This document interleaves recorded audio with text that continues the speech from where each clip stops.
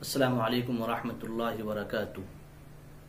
हाज़रीन, जैसा कि हम जानते हैं रमज़ानुल मुबारक का बाबरकत महीना चल रहा है, तो उसकी मुनासबत से हमारे लिए मुनासिब है कि हम उन बातों को जान लें जिन चीज़ों से रोज़ा टूट जाता है, रोज़ा फासिद हो जाता है। अगरचे अक्सर मुसलमान इन बातों को अल्हम्दुलिल्लाह जानते हैं, लेकिन अरबी का एक मक़ूला है, इज़ा तकर्ररा तकर्ररा फिल क़ल्ब, कि अगर किसी चीज़ को बार बार दोहराया जाए, बार बार लौटाया जाए, तो वो चीज़ें दिलों के अंदर बैठ जाती हैं, दिलों में पेवस्त हो जाती हैं। तो आइए हम बात कर लेते हैं किन चीज़ों से हमारा रोज़ा टूटता है। देखिए, नाक के अंदर, इसी तरीके से कान के अंदर, नाक या कान में दवाई डालने से रोज़ा फासिद हो जाता है, रोज़ा टूट जाता है। इसलिए रोज़े की हालत में नाक में और कान में दवाई नहीं डालनी है, उससे एहतराज करना है, बचना है।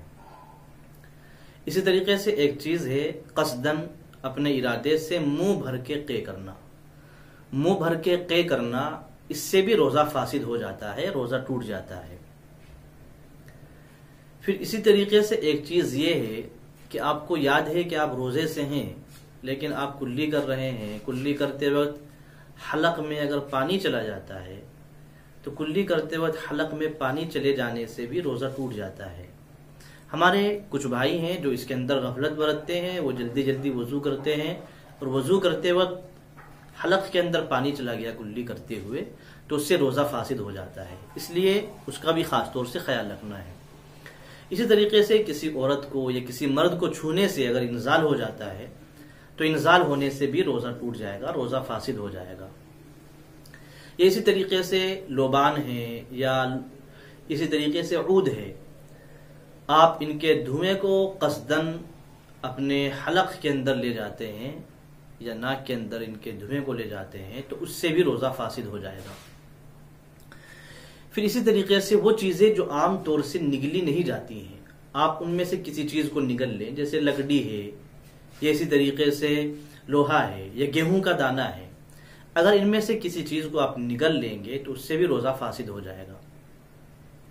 फिर इसी तरीके से एक चीज़ जिससे रोज़ा फासिद हो जाता है वो ये है कि आप मिसाल के तौर पे आपने भूल से कोई चीज़ खा पी ली, भूल से कुछ चीज़ खा पी ली, इससे तो रोज़ा नहीं टूटता।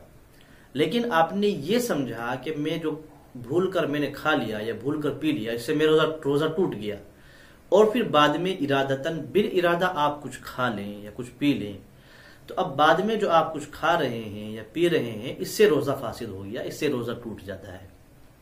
एक चीज़ ये हो गई। एक चीज़ ये है कि आप मिसाल के तौर पे उठे, सुबह सादिक हो चुकी थी, लेकिन आप ये समझ के कि अभी रात बाकी है, अभी सहरी का वक्त बाकी है, आप कुछ खा लें, जबकि सुबह सादिक हो चुकी है। आप कुछ खा लें तो उससे भी आपका रोज़ा टूट जाएगा। इसी तरीके से इफ्तार का वक्त हो चुका है, शाम का वक्त हो चुका है, आपने ये समझा कि इफ्तार का वक्त हो चुका है, जबकि अभी रोज़े के इफ्तारी का वक्त नहीं हुआ था, आपने उससे पहले ही कुछ खा लिया, तो इससे भी रोज़ा फासिद हो जाता है, इससे भी रोज़ा टूट जाता है। लेकिन एक चीज़ ये है कि इन चीज़ों से बेशक रोज़ा टूटता है। नाक के अंदर, कान के अंदर दवाई डालने से, मुंह भर के क़े करने से, या इसी तरीके से बीवी को छू लेने से इंजाल हो गया उससे, या आपने कोई चीज़ निगल ली, उससे आपका रोज़ा टूट गया, या आपने इसी तरीके से ये समझा कि अभी सुबह सादिक नहीं हुई है, सहरी का वक्त है, खा लिया, उससे रोज़ा टूट गया। ये इसी तरीके से अभी इफ्तारी का वक्त नहीं हुआ, उससे पहले ही आपने खा लिया, रोज़ा टूट गया। ये इसी तरीके से आपने मिसाल के तौर पे हुक्का पी लिया, बीड़ी पी ली, सिगरेट पी ली, इससे भी रोज़ा टूट जाता है। तो बेशक इन चीज़ों से रोज़ा टूट जाएगा, लेकिन इन चीज़ों से रोज़े की सिर्फ क़ज़ा आपके ऊपर वाजिब होगी। यानी आप क्या कर लेंगे, बाद में एक दिन का रोज़ा रख लेंगे तो ये अदा हो जाएगा। लेकिन मेरा अजीज़ हो सामीन, कुछ चीज़ें ऐसी हैं कि अगर आपने वो काम किए, आपका रोज़ा टूटा, तो रोज़े के साथ कफ़ारा भी वाजिब होता है। मिसाल के तौर पे आप रोज़े से हैं और आप कसदन जानबूझकर अपनी बीवी के साथ सोहबत कर लें, तो इससे रोज़ा भी टूटता है और रोज़े की क़ज़ा भी वाजिब होती है, कफ़ारा भी वाजिब होता है। इसी तरीके से रोज़े की हालत में आप जानबूझकर कसदन कोई चीज़ खा लें, या कसदन बिल इरादा कोई चीज आप पी लें तो इससे भी रोजा टूट जाएगा। लेकिन इस सूरत में क्या होगा, आप पर कज़ा भी वाजिब होगी और कफ़ारा भी वाजिब होगा। और रोजे का कफ़ारा क्या है?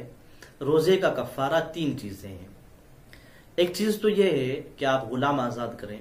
अब जाहिर सी बात है गुलामों का दौर तो नहीं है, तो गुलाम तो आजाद नहीं कर सकते, तो ये चीज रहने दीजिए। 2 चीज हैं। उसके बाद दूसरी चीज ये है कि आप 60 दिन के मुसलसल रोजे रखें। आपने जानबूझकर अगर रोजा तोड़ा है तो उसका कफ़ारा ये है कि आप 60 दिन तक मुसलसल रोजा रखेंगे। अगर बीच में एक दिन भी आपने नागा कर दिया, 40 दिन आप रोजा रख चुके हैं, फिर एक दिन बीच में नागा कर दिया, तो दोबारा फिर 80 रोजे रखने पड़ेंगे 60 दिन के मुसलसल। तो रोजे का कफ़ारा क्या हुआ कि 60 दिन तक आप मुसलसल रोजे रखें। और दूसरी सूरत यह है कि आप किसी मिस्कीन को दोनों टाइम 60 दिन तक खाना खिलाएं। एक मिस्कीन को आप ले लीजिए और 60 दिन तक मुसलसल आप दोनों टाइम पेट भर उसको खाना खिलाएं, ये रोजे का कफ़ारा है। तो ये चीजें हैं जिनसे रोजा टूट जाता है। सामीन, इन चीजों को हमें जहन में रखने की जरूरत है ताकि हमारा रोजा हर तरीके से महफूज रहे। और दुआ करता हूँ अल्लाह ताला हमारे इस अमल के अंदर इखलास पैदा फरमाए। आप हजरात इन बातों को अपने दोस्तों को, अपने आइज़ा अकरीबा को भी बतलाएं ताकि आपके लिए भी क्या हो जाए, दीन की बात दूसरों तक पहुँचाने का जरिया हो जाए। अस्सलामु अलैकुम व रहमतुल्लाह।